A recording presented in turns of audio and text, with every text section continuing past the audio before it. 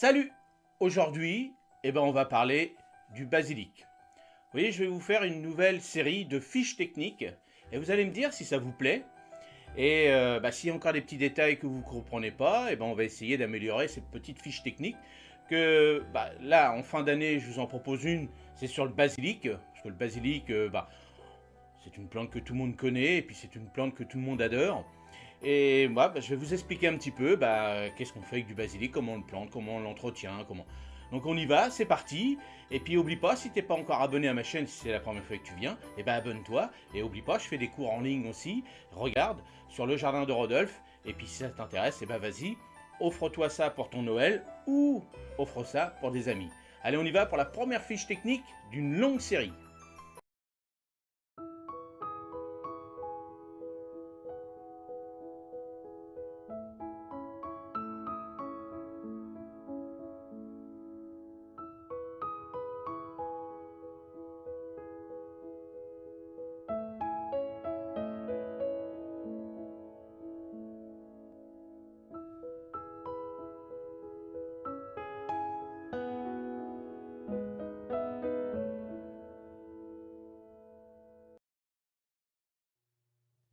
Calendrier de culture.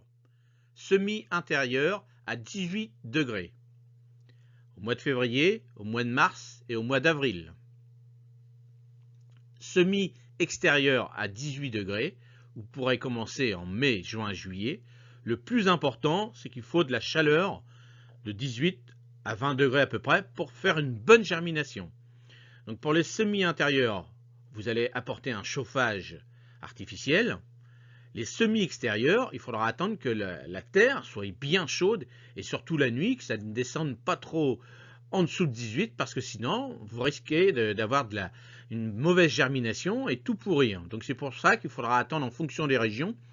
Au mois de mai, à peu près avril-mai, on va dire pour le sud, et plutôt juin, juillet, voire pour le nord de la France, parce que bien souvent, le mois de mai, il y a des coups de gelée, et c'est pas bon pour les semis, surtout les semis fragiles comme le basilic. Alors le mieux, c'est de les faire au démarrage à l'intérieur pour bien les protéger, soit à la maison, soit dans un petit tunnel ou dans une serre. Pour les plantations à 10 degrés minimum, c'est-à-dire qu'il faudra que la terre, la nuit, reste à 10 degrés, parce que si vous me sortez un pot qui est resté à peu près entre 15 et 18 degrés pendant 2 mois à peu près, si vous me le sortez en dessous de 10 degrés, les feuilles vont pas aimer, et puis vous allez avoir votre basilic qui va pas aimer, vous allez avoir les feuilles qui vont pourrir en fin de compte, et là ça c'est pas bon. Donc il faudra commencer en fonction des régions. Toujours la première case que j'ai mis au mois d'avril, ce sera surtout pour les régions du sud. Donc avril, mai, juin, juillet, à août pour les plantations. Pour le sud, ils pourront en refaire une petite au mois de septembre parce qu'eux, ils ont la chance d'avoir un été indien, on pourrait dire comme ça, et ils pourront avoir du basilic septembre-octobre. Mais ça, tout dépend du temps. Après, pour les récoltes, alors bien sûr, j'ai fait 2 cases, 2 colonnes, 2 lignes, on va dire aussi, pour ce genre de semis, parce que celles que vous avez faites au mois de février, mars, avril, bien sûr, ils sont prêtes 2 mois à peu près. Il faut compter 1 mois de germination et 1 mois de culture pour pouvoir les planter à l'extérieur. Donc automatiquement, à partir de 2 mois, vous pourrez déjà commencer à récolter celles que vous avez fait au mois de février-mars. Et puis pour celles que vous avez semées directement en place, vous allez pouvoir récolter à peu près au mois de juillet-août, en fonction des régions bien sûr et en fonction de l'été qu'on aura à cette période-là.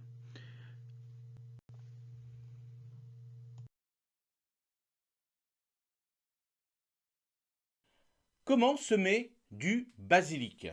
Alors, c'est un petit peu compliqué, c'est vrai que cette graine a besoin d'un petit peu de. Alors, ça peut être une graine un peu normande, peut-être ben que oui, peut-être ben que non, parce que c'est vrai qu'elle est un petit peu capricieuse au démarrage pour lever. Alors, qu'est-ce qu'il lui faut pour bien lever à ce basilic? Alors, alors là, on peut parler de toutes sortes de basilic, on va dire les petites feuilles, les grandes feuilles, comme on veut, le pourpre ou autre, le démarrage est le même. Le plus important, si vous réalisez un semis à la maison, donc 18 degrés minimum, c'est pas la peine de monter à 25, ça sert à rien. 18-20, c'est bien, c'est très très bien. Le plus important à la maison, c'est éviter de trop arroser. Donc cette petite graine a pas forcément besoin d'être recouvert d'un léger petit terreau, hein. Si vous voulez très léger, mais très très léger, hein, elle peut germer comme ça sans problème. Moi, c'est comme ça que je fais à la maison en horticulture. Moi, c'est comme ça que je fais. Je mets allez, vraiment un petit coup de tamis, mais léger, hein, vraiment léger. Et vous allez voir, ce qui est marrant, c'est que cette petite graine va briller. Donc c'est comme ça que vous allez la repérer. Et le plus important, il faut éviter de trop humidifier. Alors, non plus pour pas la laisser sécher non plus, mais vous voyez, il faut trouver le juste moyen. Comme je vous ai dit, on prend du plaisir, on prend son temps pour le faire. Donc à la maison, faites attention un petit peu. Donc on peut commencer. Alors, on peut en semer à la maison, on peut s'amuser. Alors, évitez quand même les grandes feuilles, hein, le basilic à grandes feuilles. Prenez plutôt celui à petites feuilles. À la maison, c'est plus facile, on va dire. Et puis, faites attention, surtout, le basilic déteste l'humidité, surtout quand il est grand. Évitez de vaporiser dessus, surtout à la maison. À l'extérieur, c'est encore autre chose. Mais à la maison, il a du mal un petit peu parce que à la maison, il y a pas de vent, il n'y a pas de courant d'air, c'est pas de courant d'air. Il n'y a pas d'air qui circule, donc c'est pas facile. Donc mettez-le près d'une source de chaleur. Alors, je dis pas une source de chaleur, c'est-à-dire pas sur le radiateur non plus, hein, mais il faut qu'il reste à 18 degrés à peu près, le temps qu'il germe, c'est ça le plus important. Alors, mettez-le devant une fenêtre, ou alors après, rappelez-vous le petit système que je vous avais montré avec les petites lampes, ça c'est bien aussi, c'est très bien. Alors, on peut faire les premières semis, alors en fonction des régions, hein, toujours comme d'habitude, mais bon, février, mars, avril, on peut le faire à la maison sans problème. Après, à l'extérieur, là, on peut commencer, donc, vraiment, quand il commence à faire minimum 10, à peu près à 10 degrés, et puis encore, le basilic est un petit peu délicat, même 15 degrés à l'extérieur. Le mieux, c'est alors, comme je vous avais expliqué, d'avoir un petit chauffage en dessous au démarrage pour le démarrer. Ce que vous pouvez faire, c'est le démarrer un tout petit peu à la maison à 18, hop, puis après le ressortir pour qu'il s'habitue. Mais attention, ne le sortez pas si vous le mettez à 18 à l'intérieur, et puis ne le sortez pas à 8-9 degrés, parce que là, il ne va pas aimer. Donc, 18, s'il fait 15 sous vos tunnels la nuit, là, c'est bon. Donc, l'extérieur, il faut quand même avoir 15-18 degrés à peu près minimum au démarrage. Après, on pourra baisser les températures sans problème, mais au démarrage, il faut quand même 15-18 degrés à peu près. Donc, cette culture-là, en fonction des régions, c'est-à-dire cette semis, bien sûr, bon, bah, dans le sud, ils vont avoir ça rapidement. Donc, on va considérer que, on va dire, mars-avril, ils vont commencer à avoir des bonnes températures comme ça. Alors, quand je dis les températures, c'est surtout la nuit, hein. C'est ça qu'il faut regarder, parce que dans la journée, si vous mettez ça sous un petit tunnel, il peut faire 30 degrés tout de suite. Pour les semis directs en pleine terre, dans vos terrains, dans vos potagers ou dans des pots directs dehors, sans tunnel, sans rien, là, il faudra faire attention, il faudra minimum quand même, euh, allez, 15 degrés quand même au démarrage. Donc voilà, le plus facile, c'est ça. C'est de faire germer vos graines à l'intérieur ou dans vos serres ou dans vos tunnels avec un petit chauffage à l'intérieur, par exemple. Ça, c'est le mieux pour bien réussir, parce qu'après, vous allez avoir un peu de mal. Le semer directement en ligne dans le potager, bon, là, il faut que la terre soit bien chaude. Donc là, on va arriver quand même plutôt au mois de mai, plutôt au mois de juin en fonction des régions. Donc là, c'est difficile.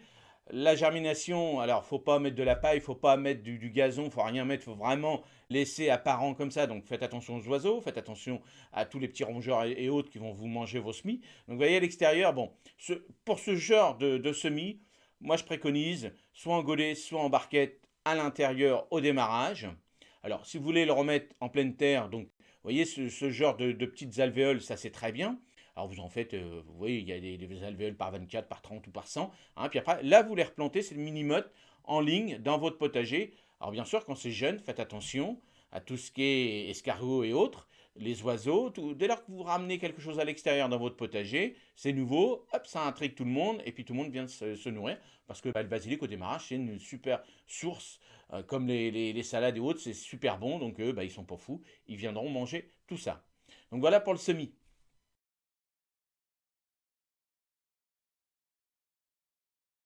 Pour la plantation. Alors la plantation, hein, c'est tout simple, hein, que ce soit du basilic, que ce soit autre chose en plante aromatique, bah, toujours la même chose si vous l'avez planté si vous l'avez mis dans des godets ou dans des petites micromottes.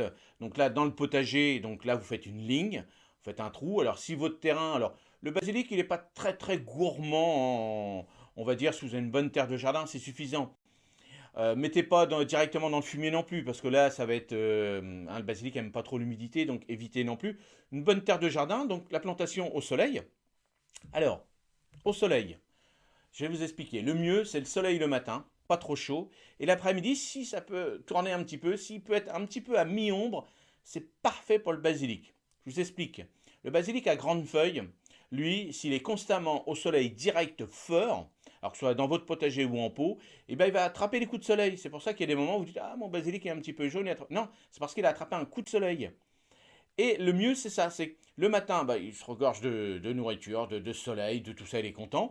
Et puis vers 11 h midi, en fonction des régions, hein, toujours comme d'habitude, et ben là, vous faites attention, vous regardez, si le soleil est très chaud, et ben essayez de trouver dans votre potager ou dans les pots. Alors les pots, c'est plus facile parce que vous poussez un petit peu les pots où vous voulez. Mais dans le potager, ben regardez s'il n'y a pas une plante à côté que vous allez mettre à côté, on va dire à partir de 1 h de l'après-midi. Hop, le soleil y tourne, ça lui fait un peu d'ombre. C'est pour ça qu'on le plante généralement près des tomates, parce que les tomates, bah, plus ils vont grandir, plus lui va grandir aussi, plus il va profiter de l'ombre, hein, de la mi-ombre des plants de tomates. Donc c'est pour ça que généralement, et puis bon, après c'est autre chose, parce que le basilic protège aussi les tomates par rapport à son odeur. Ça c'est encore autre chose.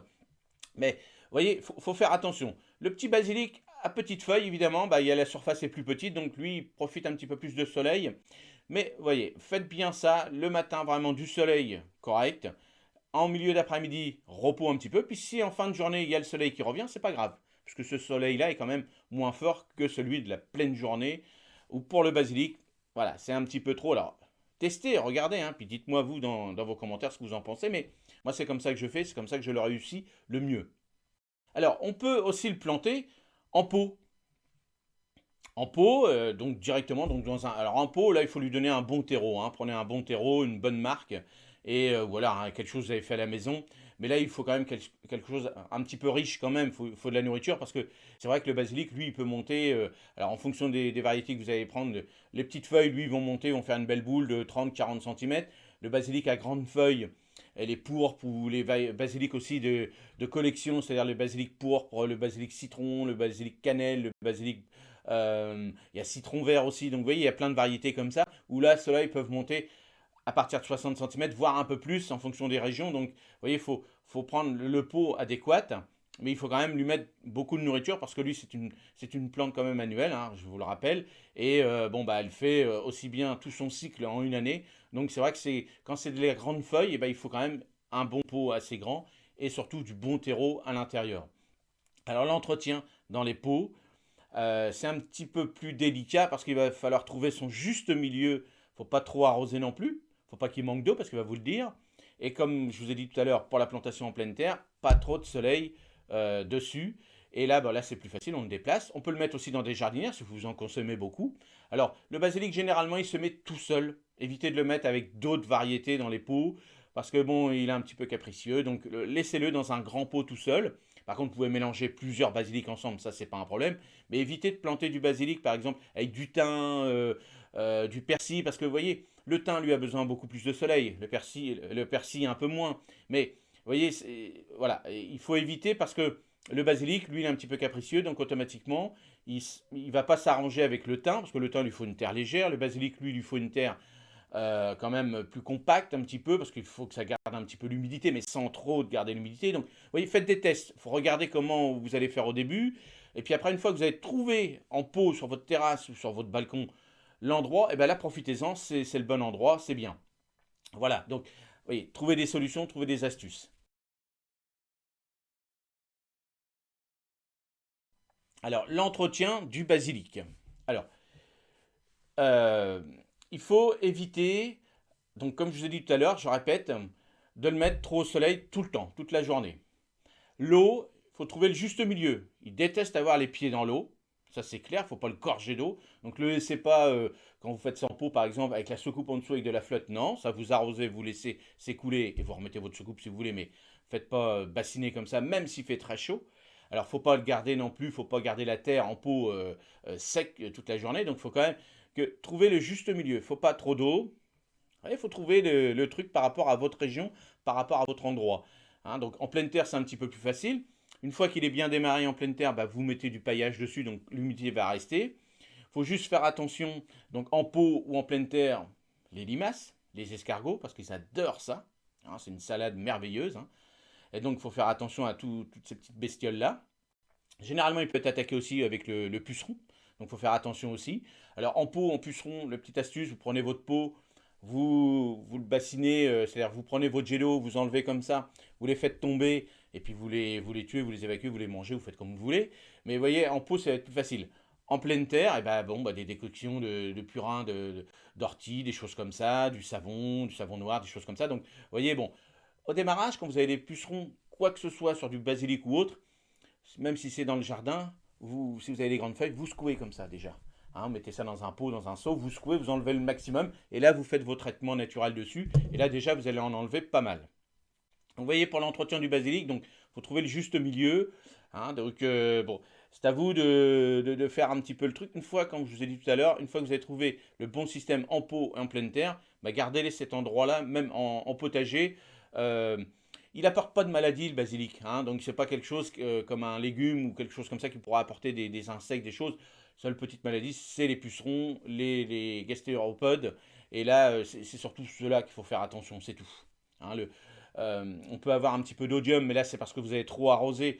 La rouille c'est rare quand même, mais l'odium c'est parce que vous avez trop arrosé. Donc évitez par exemple, surtout pas, hein, comme je vous ai toujours dit, d'arroser en plein soleil, hein, comme d'habitude, mais ça équivaut pour le basilic et puis toutes les autres plantes, ça faut éviter. Et surtout quand c'est des grosses feuilles comme ça, si vous mettez de la flotte dessus et puis que pendant une semaine, bah, il y a beaucoup d'humidité, c'est là qu'il va attraper l'odium. Hein, c'est un petit champignon, bien souvent c'est le seul qui peut attraper à peu près. Et bah, c'est surtout en fin de saison, surtout en mois de septembre, où là les températures vont commencer à chuter, donc bien sûr en fonction des régions. Et c'est là que bon, là il y a des pluies, il y a des choses comme ça, vous allez dire, il faut que j'arrose, hop, hop, c'est là qu'il va attraper. Et puis le basilic, hein, lui, il va tomber d'un seul coup. Hein, dès lors que les températures vont vraiment descendre, et d'un seul coup il va tomber. Donc regardez pas si vous allez pouvoir le récupérer tout ça à l'extérieur. Hein, grosso modo, un basilic, hein, ça va se garder à peu près 4-5 mois à peu près, hein, en fonction des régions. Et puis d'un seul coup, bon, bah, il végète, alors il va fleurir. Donc là, faut, ouais, soit vous coupez les fleurs pour continuer à faire du feuillage, soit vous adorez les fleurs, vous les mangez. Mais vous voyez, hop, il va tomber d'un seul coup.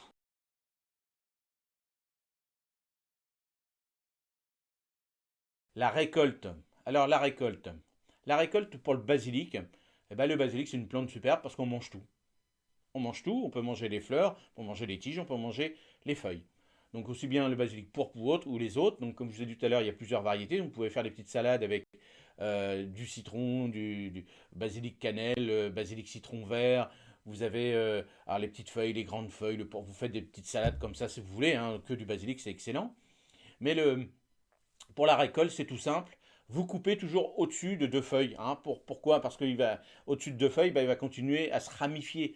Ne le coupez pas ras dans votre jardin. Il faut toujours lui laisser un petit paquet de feuilles en bas si c'est en pleine terre, par exemple. Laissez-lui quelques feuilles pour qu'il reparte. Si vous me coupez ça à ras, comme c'est une plante annuelle, bon bah hop, il va dire mon cycle est terminé, puis il va avoir du mal à repartir. En pot, c'est pareil. Alors en pot, vous pouvez prendre quelques petites feuilles si vous voulez comme ça, mais après esthétiquement, il ne va pas être très joli. Donc pareil, vous coupez une belle branche, vous laissez à peu près 2 cm avec un bon paquet de 2-3 petites tiges en dessous.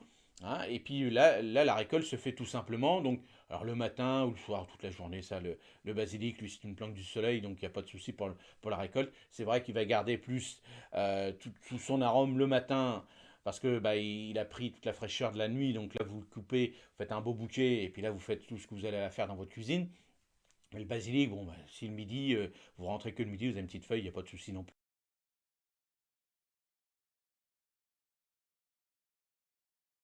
La conservation du basilic. La conservation. Alors, moi j'ai essayé dans mon congélateur, j'ai essayé avec des petites feuilles. Donc, rappelez-vous, je vous avais fait une petite vidéo comment garder son basilic, comment le conserver. Donc, allez revoir cette petite vidéo, ça va vous donner plein de conseils.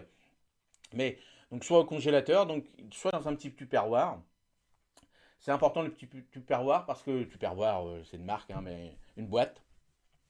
Mais il ne faut pas qu'il soit brûlé. Parce que le froid du congélateur, si vous le mettez sur une plaque, sur un truc au début, il faut quand même lui mettre une petite protection parce que sinon ça va le brûler un petit peu. Donc c'est des tests. Des fois ça marche, des fois ça marche pas. Mais bon, au congélateur comme ça, alors après on peut le mettre dans des glaçons, on peut mettre comme vous voulez. Mais bon, après il y a beaucoup de flotte.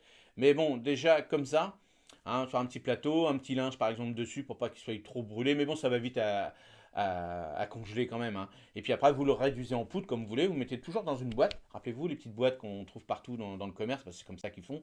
Alors bon, plus grand évidemment, mais la base est la même. Et après, on peut le sécher. Donc le sécher, je vous avais fait la petite vidéo, comment faire sécher son basilic. Donc sécher tout simplement donc dans un petit séchoir comme vous voulez, soit au four, soit au pas. Et puis là, vous le faites sécher tranquillement, donc pas plus de 40 degrés comme d'habitude. Et vous le faites sécher, puis après vous le réduisez en poudre si vous voulez, ou vous gardez les tiges. Ça c'est, voyez, hein. Plus vous allez le réduire en poudre, plus c'est vrai qu'il va perdre un petit peu de sa saveur. Mais bon, le plus important, c'est que vous avez fait vous-même votre petit basilic, vous avez fait sécher vous-même. Vous mettez dans une petite boîte après, et puis vous mettez ça dans la cuisine. Donc toujours pareil, évitez de le mettre contre du soleil, c'est-à-dire au soleil. Gardez ça dans un endroit un peu plus sombre de votre pièce avec toutes vos autres épices. Il faut éviter de garder ces épices toujours en pleine lumière parce que ça se dessèche. Et puis la lumière et les plantes séchées, ça ne fait pas bon ménage. Donc voilà pour la conservation. Donc si vous avez d'autres méthodes que vous avez réalisées pour la conservation, n'hésitez pas, dites-le moi dans les commentaires. Mais bon, déjà, congélation et puis séchage pour le basilic, c'est déjà les deux bonnes méthodes. Alors après, si vous voulez pas trop sécher dans un séchoir et autres, prenez un petit bouquet, vous faites sécher dans votre cuisine. C'est pareil, hein, je vous avais donné aussi le petit système du sac craft. Vous mettez dedans, hop, au bout d'une semaine, c'est sec et puis vous faites votre bouquet. Alors bien sûr, le mieux, hein, c'est un bouquet frais, hein. Pendant toute la saison, on en profite. Ce qu'il y a à faire avec ces bouquets frais, mais c'est vrai que bon, il n'y a rien de meilleur, hein, tous les jours si vous avez la chance. Alors, on peut avoir sur son balcon, par exemple, ou même dans le jardin, on va dire 6 mois à peu près de basilic, donc c'est déjà pas mal. Donc c'est là qu'on va faire toutes nos présentations. Et là, on en profite.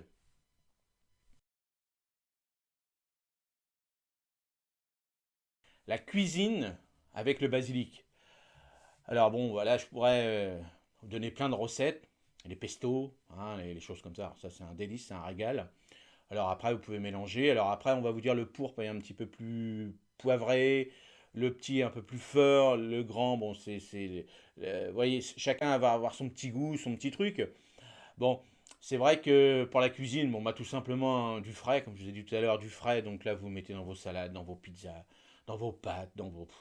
Alors là, vous faites ce que vous voulez avec, parce que le basilic, bon bah, c'est un super produit. Et après, bon bah, quand en pleine saison, eh ben, vous pouvez faire vos coulis de tomates. Donc automatiquement, là, vous mettez ça dedans, vous faites vos préparations, vous mettez en bocaux, donc le basilic va être dedans. Bon bah là, c'est le top, au moins vous savez ce que vous avez mis dedans. Donc après, vous pouvez faire des cakes au basilic, vous pouvez faire des tartes au basilic. Vous faites une quiche Lorraine, vous mettez du basilic dessus. Bon, alors c'est vrai que les pizzas, alors là, vous avez tout un truc de faire plein de pizzas, et puis à la dernière minute, vous mettez du basilic dessus, c'est un régal. Donc voilà, le basilic en cuisine, bon, alors tout le monde connaît le pesto, hein, l'huile d'olive, un petit peu d'ail, un petit peu de pignon, un petit peu de basilic, et puis après on a les proportions, puis après on garde ça, donc on garde ça quelques temps. Alors puis après alors, on met ça sur un petit pain, voilà, bon. Donc vous voyez, la cuisine avec le basilic, c'est une aromatique, c'est un aromate, donc à vous de trouver des astuces. Bien sûr, il faut aimer le basilic. Après, vous pouvez vous amuser dans vos salades de mettre du feuillage vert, du feuillage pourpre, feuillage citron, du feuillage cannelle. Vous voyez, vous mélangez tout ça. Puis bah, après, pour vos convives, bah, ils disent ah, c'est quoi ce truc-là? Ah, bah, c'est du hop, hop, et puis voilà. Donc là, c'est excellent. Et aussi, on peut faire avec le pourpre. Alors, je ne l'ai jamais fait, mais il paraît qu'on peut faire de la glace, un sorbet au basilic pourpre. Donc, si quelqu'un sait la recette, si quelqu'un a déjà fait cette recette-là, bah, qui nous la partage. Et bah, c'est vrai qu'après, maintenant, on fait pas mal de sorbets, de glace avec les aromatiques, et ça donne un petit goût bah, extraordinaire. Et puis, bah, allez-y, éclatez-vous. Alors voilà, cette vidéo est terminée. J'espère qu'elle vous a plu. Allez, si t'es pas encore abonné, abonne-toi. Et puis pour les autres, bah, mettez des commentaires. Puis allez-y, hein. Moi, j'aime bien la critique. Au contraire, la critique fait avancer les choses. Et dites-moi si cette nouvelle formule de fiche, si elle est parfaite pour vous, s'il y a encore des petites choses à améliorer, et s'il vous faut plus de choses, eh ben allez-y, dites-moi dans vos commentaires ce que vous en pensez. Allez, salut et à mardi prochain. Salut!